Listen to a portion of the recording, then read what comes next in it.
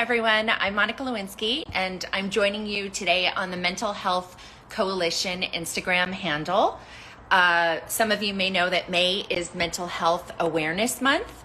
And so I'm happy to be having this conversation with my good friend, Alan Cumming, who's an incredible award-winning actor and Broadway sensation. Oh, hi. Too kind. Too kind. Yes, I'm not a Luddite. I did it. You did it, Monica. You did it. Hi, honey. I love your bangs. Can we just talk about your bangs for a second? Well, I was gorgeous. sick of, thank you. I was sick of looking at myself from Zoom, so I chopped them off, and then it was really helpful because I got Bell's palsy, I think, as you know, in March. So it really helped because I can't get Botox. So for a while. So, hilarious. Oh, do you know there's a new thing here? I saw on the news, and I'm in Australia. I'm in Adelaide, and there's a new thing here where people go at their lunchtime and they do that thing where they put a bit of string underneath your eyebrow and pull your eyebrows up. Right. I don't know. I just know my luck would be like the string would break at the worst possible moment. So I don't think I'd like that. I don't want any string. I know. Anyway, so this is Mental Health Awareness Month, if you weren't aware, and Kenneth Cole, your friend and mine, the lovely designer and activist, is doing this thing he kind of helped found the Mental Health Coalition, and every day during May they're doing this thing called one-to-one, where two people chat about mental health and just generally have a blather about where they are, and just we want the aim of the whole thing is to sort of destigmatize talking about our mental health. And I have to say, I don't know about you, Monica, but I think during COVID there's been such a rise, in my experience anyway, of people being open and talking about mental health. And I think that's one of the positive things that's come out of this awful pandemic. Yeah, I think so too. I mean, I think we've all been confronted with our own mental health issues and understanding other people's, I guess, vulnerabilities in a different way because we've been confronted with it and forced to deal with it. But I know, you know what? I just realized my little door is open, my balcony door, so I'm going to close it. And hopefully I'm going to do it in a way that no one can see my pajama bottoms. I have to say, I'm wearing shorts, and shorts and those socks that are pretend shoes. You know what I mean? They've got little things on the bottom. Yeah. I'm basically wearing pajamas. I mean, I think it's been really interesting too in terms of mental health, is that there are just so many layers, and I think with the pandemic that we all found, whether you were, I mean, I'm single, so I was on my own. People who were I mean, you and Grant were together. Thankfully, you guys like each other more than like each other, so it was good. Yeah. But, you know, we also sort of, I'm sure we both know probably people even in common who the pandemic really solidified the difficulties in their family situations or marriages. And domestic abuse has gone up like loads of percent. I mean, it's like a massive. I mean, that's understandable. That's if domestic abuse exists in situations where people are trapped in a thing, and obviously it makes it. But that's been a terrifying thing about it. I think it's been really interesting, the pandemic. Like, it's for some people. I mean, I guess like life, but some people have thrived. Some people have sort of crashed, and I think it's been a really interesting way for people to understand many things about themselves, and also about what they need and what they rely on from interaction. Sure. And I have to say, for me, I keep saying I have to say that I've really, the thing that, going back into sort of real life or normal, whatever that is, life again, even though I'm in quarantine right now. So, but when I actually, before I left America, we had a weekend where we had people, all vaccinated people, came to stay for the first time in over a year and a half at our place upstate. And it was great, and it was lovely, and it was amazing to see how quickly you go back into just, you can touch people and you can chat and you can hug and you can, all that, and you don't have to wait like on a Zoom for the other person to stop talking in a conversation. You can actually talk over each other. But the thing I felt at the end of the weekend, you mean like this? No. Sorry. Comedy timing. The thing I missed was no, I felt like I didn't have enough time to myself over the weekend. Oh, that's interesting. I so realized how much I needed and want to make sure I keep in going back into the world again, time for myself and more time for myself than I ever did before. Yeah. No, it's, I think it's been, I've had a feeling about, in terms of just things opening back up, around wanting to make sure that I don't forget the very lessons I learned in the pandemic as well, about what were the ways I wanted to slow down, what did I miss the most. Yeah. And I think for me, in terms of mental health, it was, how do I say this? I think because of the extended stressors, right? So, I mean, I think we all found ourselves in different situations emotionally, and what the pandemic brought out in me, and I was sort of in something new, and it just brought out some of the worst things in me, and it really provided me with an opportunity to have to look in the mirror at a lot of behaviors that I thought were okay or not my fault, and and really has created a space for me to work on that in a really good way. And I feel like I think of all of the things that I do for my mental health, I think of as my helpers, like my psychiatrist, who's a trauma specialist, who's my main therapist, and my energy healer, and my consciousness person, and my intuitive, and my, this and that. And so, I probably have something 5 days a week to wow. To be at this point.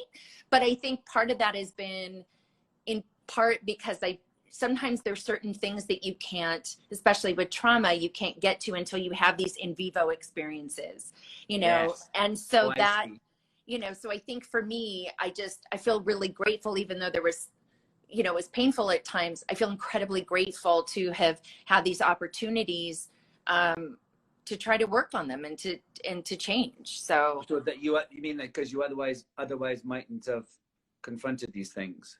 Yeah, exactly. Or and I think too with it, I don't, I want to say I fully recognize, the privilege of being able to get all of this mental health support.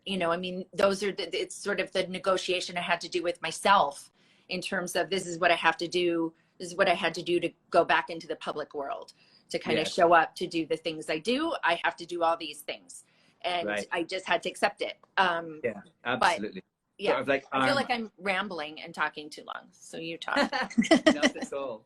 No, I think maybe we should talk about that, how we met, because people may not know. People might not know. We were lovers in Calais. I was just going to say you picked me up at a bar. Sorry.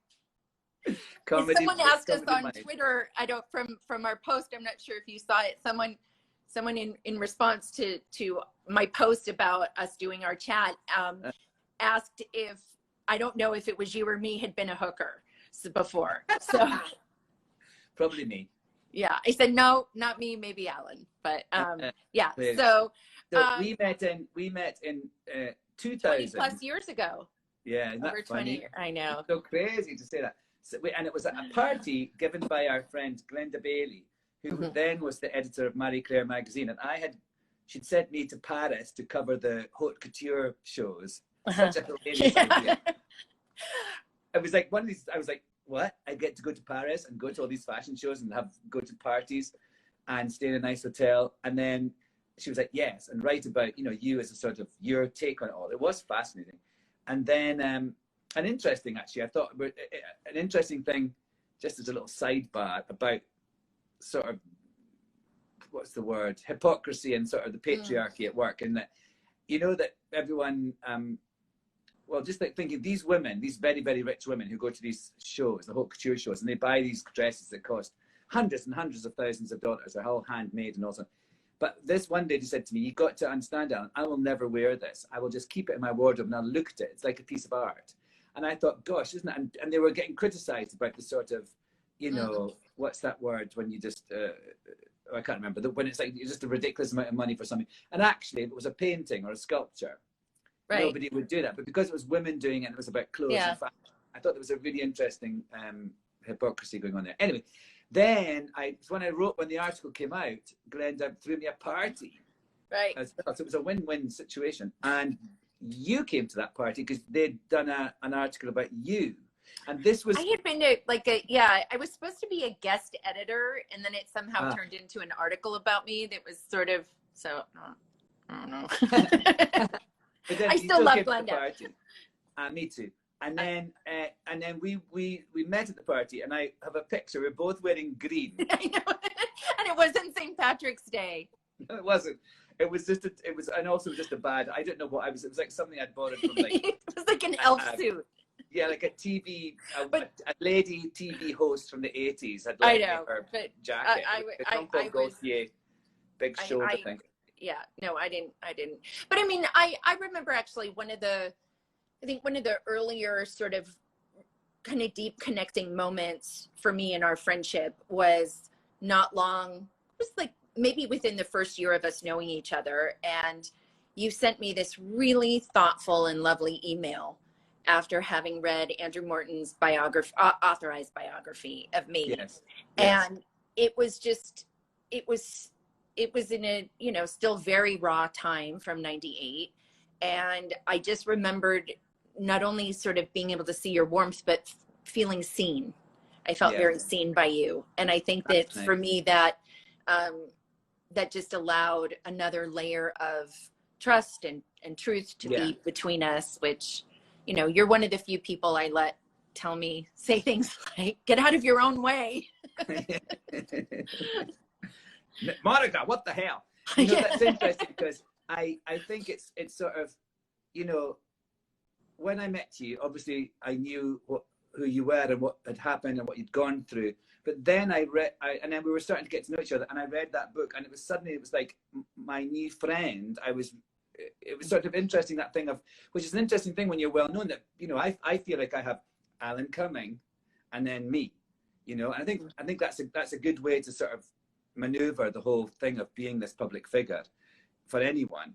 And I realized it was I remember that so distinctly, realizing this person was not just this news item, but suddenly this had actually happened to you. And it was, it's interesting because also we often don't confront those things. We sort of think, oh, I won't. I think that's my Scottishness thing. And like you're saying, I do speak my mind, but we often don't say like, oh my gosh, I just read the book and how awful. And that it's in our culture, it's not really the done thing to kind of confront that. And also because you think maybe you're going to remind a person of something that is a negative experience, but actually sometimes that's really important. Well, not sometimes, that's always, I think, really important to actually broach it. It's one of the things that just sort of semi non sequitur, but just in the kind of anti-bullying work that I've done, that I think when people say, what's the most helpful thing you can do, most important thing? I mean, if you're the target, it's really making sure you tell someone what's happening. But if you know someone or you're a bystander, it really is to reach out to that person in any way. It doesn't have to be in front of a group, but even just a text. But I think it is that thing that whether you go through something like I did, which was very public, or you go through something privately, to feel taken out of context, to feel as if you are not seen for your true self can be an incredibly damaging experience. And I think about with young people, especially when they're just in the process of trying to discover who they are, stretching the limits and the boundaries of, who am I, trying to understand. So we talked recently about social media and about, you said this thing about how you saw a report where young 13-year-olds, I think, on their phones, it was from their phones. It was from Anderson Cooper's documentary a few years ago called Being 13, and if I remember this stat correct, I should look it up because I'm always quoting it, so make sure it's right. I hope it's right. I think that's exactly. I know. So I'm just embellished. I'm sorry. I'll be serious. No, but it stuck with me, and it was that they had access to these 13-year-olds' phones, and that on average the early teens were taking 150 pictures, selfies, for one that they would post. And I was just, you know, what really kind of punched me in the gut with that was thinking about the negative self-talk in the 149 that they didn't choose. And, you know, that sort of, and we've seen, you know, I think we've seen a rise in mental health issues, not only because of the, you know, even though that obviously social media can be ways of finding your people, you know, but it can also be, you know, people are curating themselves. You see what you've been excluded. You always, I mean, I always think everybody is like more in love, you know, wealthier, having more fun, have more friends. So you have that less than feeling a lot, but also the other part to it too. And I think we don't consider this enough, is that we're all collateral damage in a way. Like we all see, you know, when you see online bullying happening, when you see someone being taken down, you're witnessing it, you experience it, even if it's not you, you know, you're sort of, I think you're still impacted. You're not impacted in the same way, but we, you know, we see all of those things. So help, what is going on in this chat? Alan and I are talking about, we're supposed to be talking about our mental health stuff. So, sorry. Can you please show your house? No, not appropriate. Anyway, so how are you actually feeling right now, Miss Monica? I mean, like, how's your head, hun? As that lady says. You know, I'm feeling incredibly grateful. So I'm feeling really grateful because I have, I mean, aside from professional work, so for which I'm incredibly grateful, I've been working really hard on myself. I mean, I added into my mix of, no, I'm blanking on the name. Oh my gosh, a somatic therapist. So my psychiatrist was saying that she thought this particular somatic therapist would be a good addition to my team. And it's where, so if you think about, you know, in traditional therapy, you're basically talking about your thoughts. Your thoughts are telling you what you're feeling and what you're thinking and your memories of your experiences. And with somatic therapy, you use the body. So the body is the guide for like where the session goes and where the issues are. And so it's made me realize, aside from just like beating myself up for weight or cellulite or, you know. So wait, you talk about what you're feeling in different parts of your body, and is it like where stress goes? Is that sort of, and you just you tune into your body. So like I often something that the therapist has said to me recently, which has just been really interesting, I don't know if it'll land for anybody else, is you're in your legs, you're not just on your legs. Like your torso is not just on, it's all connected. So for me, I'm often disconnected. I often feel disconnected between the lower half of my body and my upper half. So, that's interesting. And yeah, I think that's childhood trauma stuff. So, yeah. So, all right.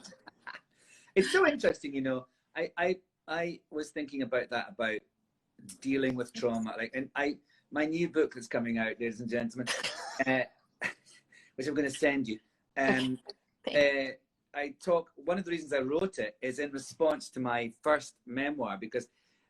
Wait, your first one or Not My Father's Son? No, Not My Father's Son was my first memoir. Oh, okay. And I've done other books, but this is another memoir. And it's kind of in response to the reaction I got from Not My Father's Son. Not My Father's Son, who people don't know, is a book I wrote about my abusive dad and this kind of crazy series of events that happened to me when he told me I wasn't his son. And also at the same time, I discovered my grandfather died playing Russian roulette in Malaysia. It was a lot. So it was a very scary thing to do, actually, because I think people think of me as like, oh, happy-go-lucky Alan, you know, la la la, mischievous and everything. And then all of a sudden I was like, here is a big data dump of a lot of abuse and trauma that I've had in my life. And also a lot of stuff I had been very ashamed of. Me and my mum and my brother were all, you know, something that you're very, because good abusers make you feel ashamed. That's the way that they keep the cycle going. So anyway, when it came out, it was great. It could not have gone better. And it's been really great the way I've realized I have helped so many people by being so frank and open about my experience. But the thing I didn't like was this sort of concept and sort of idea that Alan has recovered. Alan is cured. He's overcome. He's triumphed from his past, from his mental stuff that happened to him. And actually, I don't like that. And so what I've tried to say in this book is you never recover. You're never cured. It's not something to be cured of. All of us, no matter if you've had a fairly uneventful life in terms of abuse, we all have things in our past that are difficult and that form us and that haunt us. And all you do is manage it. And I think it's really important to say, the moment you say, oh, I'm over it, I've cured, I've done it, that's the moment that you're in denial. Yeah. And that's when problems start. Well, it's just not this, I mean, I feel like we're basically living in the middle, and we tend to be fed these narratives of like a hero's journey, you know, and that it's kind of this linear, you know, you had your problem, now you worked on it, and now life is great. And it's not, it's exactly what you say. It's really sort of riding the waves. And my trauma psychiatrist talks about trauma a lot, that the echo of trauma it lasts for a long time. Oh my God. You know, and I struggle, I get really frustrated. I had I was talking to a friend of mine this was like maybe a couple of months ago, and just it was like yet again I had sort of been triggered in a specific way, and the frustration I felt of like not being able to rid myself of this feeling or this behavior. And you know, she really gently said to me, she was like, you know, it's not about it's not ever going to go away, but what's going to happen is it's not going to affect you as much or for as long. Yes, and the recovery is really, you know, the recovery period or the refractory period or whatever you want to look at it as, you know, it's that I think is important too. And so that it's not binary in terms of like, you have the trigger or you don't have the trigger. It's so much more about, okay, how do you recognize, how can you recognize that trigger faster? How can you sort of calm yourself down or not, and just accept like, okay, this is what I do. Sometimes when this happens and that happens, I do this, and that's what I do.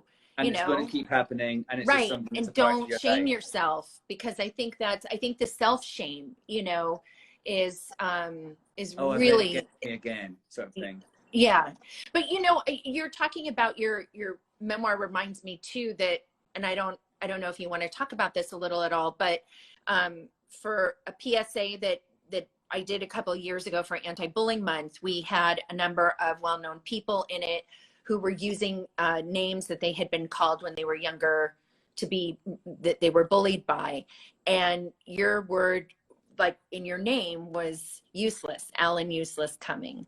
Yes. And that you had said that your dad had called you useless. And so I know you were just talking about the memoir, but you kind of, you know, glossed over telling us what it was. But I mean, where do you feel like you, where do you feel you turned the corner? And not all better, but I mean, sort of because that was a very intense period for you. I remember it, of finding these things out and working through them. I think, you know, the thing is that I find definitely, you know, I've always, you know, up until that book came out, I had a nervous breakdown when I was 28. Which was totally due to having not remembered whole swathes of the stuff, the abuse with my father, the violence and all sorts of stuff, completely blocked it away. And I think it was actually a good thing. I mean, for my body helped me, but it was too much for me to process it at that. You know, having a person a parent who was completely crazy and abusing me and you know, physically and mentally, making me really, really sort of, you know, disabling my progress in that way. It was actually a good thing when you realize how clever we are to kind of block off certain things. And then, you know, then it was like, when I was 28, it was like, okay, now you have to deal with this, because I was thinking of becoming a father myself. So for years, I've been working on all that, and, you know, that I felt but then this whole new thing happened when my dad actually got in touch and said, P.S., by the way, you're not my son, which was not true. So, so just mental. So the thing about it was, I felt that obviously talking about it, and talking about it in a hugely public way, was such a great thing to do and not just for me, for my mum and my brother as well. And unexpectedly great, actually. And I can't say enough how important it is to talk, to just get it out there. And just, you know, and also how much you can help other people. You don't have to be a famous person. Just you talking and sharing with someone else. It's amazing. But the thing I felt like, you know, my dad calling me useless, that was obviously, you know, that still rings in my mind. But at the same time, my mum told me I was precious. So I had this huge dichotomy growing up. And what it did was, it made me, and it's a thing that's really formed me, has made me realize I have to make up my mind about things, because I got this wide spectrum of opinion about myself, which I knew they both couldn't be right. So actually I had to make it up my mind, and it's something that I feel a very positive thing to come out of a really terrible situation. And there always are positive things to come out of even the worst situations, like with the pandemic that we're talking about. But it makes me, in my work, in everything I do, I realize and I have quite a strong sense of myself and a strong sense of my own opinion, even if it's wrong. I actually think, well, I thought that at the time, and that's what I acted on. And, you know, I understand this point of view, I understand that point of view, but this is what I think. And I think that's something in a culture and in an industry which you're constantly being swayed by fads and fashions and opinions. It's a really, you know, inadvertently, it was a great gift that my father gave me. Yeah. Interesting. I wanted to ask you a question, Monica Lewinsky. Okay, Alan Cumming. Is when you said that thing about being triggered, because I mean, that must happen, or the potential for triggering must happen all the time. Like, your name is in all these, you know, rap songs and films, and like, you're a historical figure and a cultural reference point, as well as a real person. So it must just be, like we talked about this the other day when you said, you know, how you sort of block out, and I do as well. I think people, a little bit, but, you know, you just sort of, it's not until someone else points out how crazy certain situations are. Yes.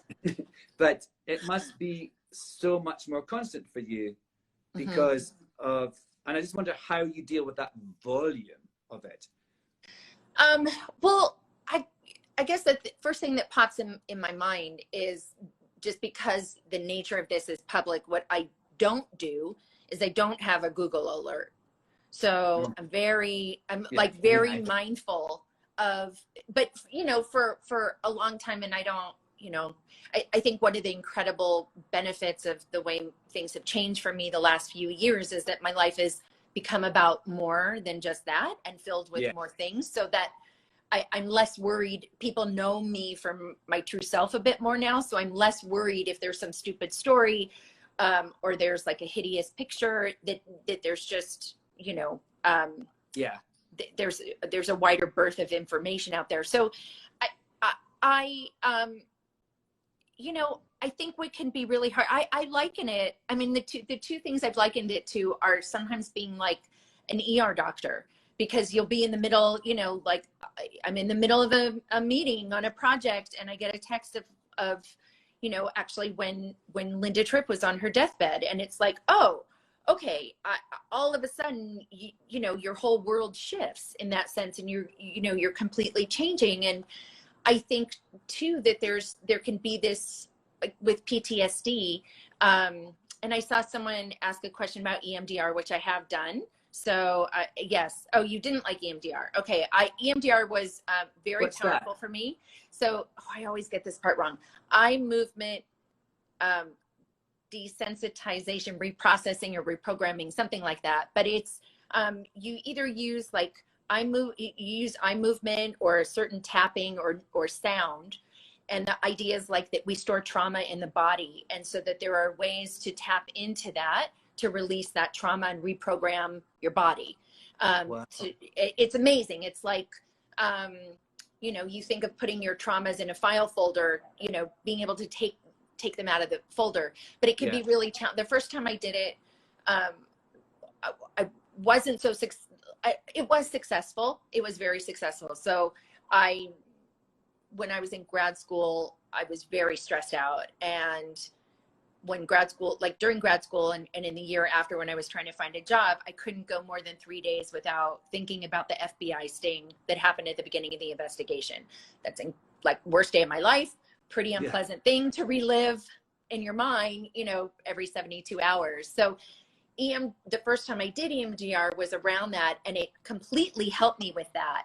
But I also found that the thing is that we store we have our own filing system, and we store like trauma with like trauma, however we do it.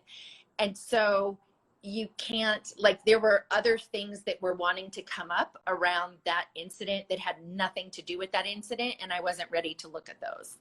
So it became an unpleasant experience for me. But over time, you know, I found for myself, I don't know about you, but I found for myself that as I'm able to sort of work on and quiet some traumas, that it makes room, like, oh, good. It makes room for new ones to come. Now we can deal with these things. I'll just keep everybody in business forever. I'll start a GoFundMe for my therapy, my energy, my consciousness, my that. So what I think is great that you do, Grant and my husband and I were talking about this morning, is how much you use humor. I mean, you are maybe they don't know that you are a hilarious person. Like, we laugh. We did a podcast together recently, and I was just listening to the edit of it the other day. Sometimes you can't hear what's going on. We're just laughing like drains so much. The bit about the baguette. The story about the baguette. I won't go into it now, but you should tell everyone you have a new podcast. I have a new podcast. It's called Cumming Shelves. So, and I talk about things from my shelves, and I talk about a person who's involved in it. So Monica was a guest. It's coming out soon. But I wanted to say, you use humor in such a great way to both be vulnerable and also to let other people know that you're okay, or you're okay with discussing this and making fun of it. Like, what's the thing you just did today on Twitter when you did the little eyes? Oh, you know, it's interesting. I love this account called Uberfacts, and they're always putting these interesting things up. And it was something of like, what's the riskiest thing you've done that's had the least reward? So, but you know, it's interesting because I'm sort of one of those people that really wants everyone to like me. So I just seen a bunch of comments of people remarking that I bring up what happened in '98 too much on my own. And it was just interesting because what I realized, because I really don't, but I realized that those are actually the tweets that tend to get more traction, that people, you know, that sort of move around because it's a cultural touchstone, or, you know, in my mind, it's like, well, there's still something there to work on, you know, or release for people. So, but whatever, I'm just whinging about that everybody doesn't love me. So everyone does love you. That's the thing, though. Everyone who knows you loves you. Wow. Because you're darling. The world loves you, says DeBarros the rapper. Oh, nice. Thank you. Thanks, DeBarros. How's our time going? You've got the meetings. Yeah, I do. So I want to make sure, because I've actually seen a couple comments coming through of some people who are going through a hard time right now, of not these people right here, but it was some other people just posting about either having PTSD or being in abusive homes at the moment. So I think we have, do you have the information? So, I just want to make sure. You go to the at Mental Health Coalition. This is what we're doing is for the Mental Health Coalition. And it's a coalition of all mental health organizations and charities and stuff like that. And if you click on the link in their bio, it takes you to a website where it has a variety of resources and places to go. And that's what this whole thing is about. Obviously, we're doing this to hopefully destigmatize and to encourage people to talk about stuff, but also this coalition that Kenneth Cole's been integral in starting, is to give a central place that people can go to with a variety of needs and have someone or an organization to help them. So it's it's actually at the top, the thing that you're on, Monica, is it's Mental Health Coalition. Just don't tell me I have to do anything. You don't have to do anything. Just okay.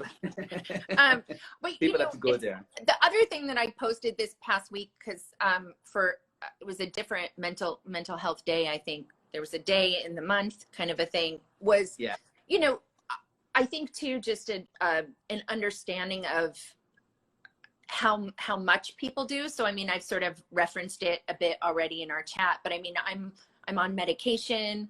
I have a trauma psychiatrist. I have a somatic therapist. I do consciousness work and energy work and, you know, everything in between, and acupuncture. And I don't really meditate, but I try to walk. Walking at the beach like really helps me. Oh, hi, Annie. Annie was just saying to give maybe there's a 1-800 number for mental health, but I don't know what the number, but this is the I bet it'll be on that thing. I bet it'll be on the mental health. Yeah, it's probably on the website. That was Annie. So you know Annie. My friend Annie. Oh, your friend Annie. Yeah. Yeah. Well, she's so good at reading the comments. I'm not been really looking at them. I'm just not listening to you. That's all. I'm just kidding. Very wise. It's that time again on Broadway. Sorry. But I highly recommend laughing. I love to laugh. I really do. I really do. Honestly, on that podcast, it's just sometimes you can't hear because either one of us is like guffawing so loudly. It's such a great thing to do for your. We were sober.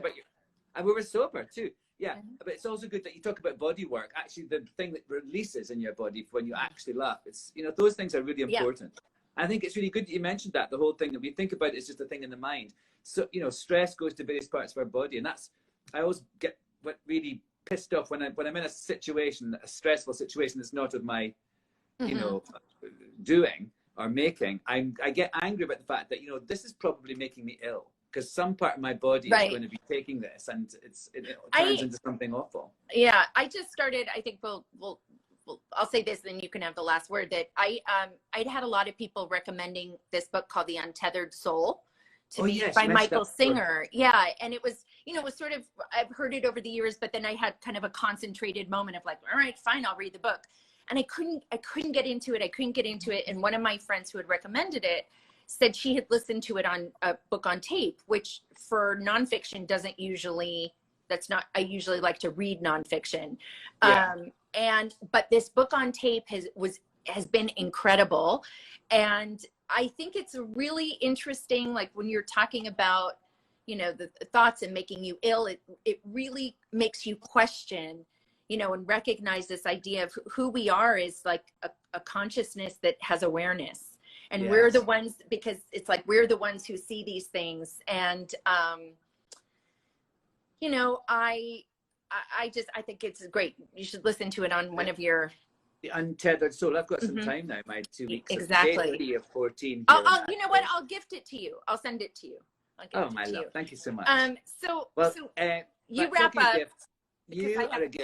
You are a gift, Monica Lewinsky. You are a gift to us all. No, you are. Thank you for your friendship, Alan, all these years. I'm going to say it in front of all these people so they think I'm nice. No, it's great. I think we've been both, it's gone both ways. Like, you know, you've known me over 20 years and various relationships and been such a support and a shoulder to cry on and you know, everything. And so I think it's like friendship, and a friendship like ours, that we're honest with each other and we talk and we laugh. That's what life's all about, and that's what makes life bearable, is knowing you have that connection with people. So thank you, Monica, and I love you. I love you. I can't wait to squeeze your face. It'll be a while. I'll see you soon, though. I'll see you back in probably July. September. Yeah. Well, I've got to go to Scotland after that. Okay. Oh, anyway, thanks everyone for listening. Bye. Thank you, everybody. Go to the Mental Health Coalition. Yes. .org.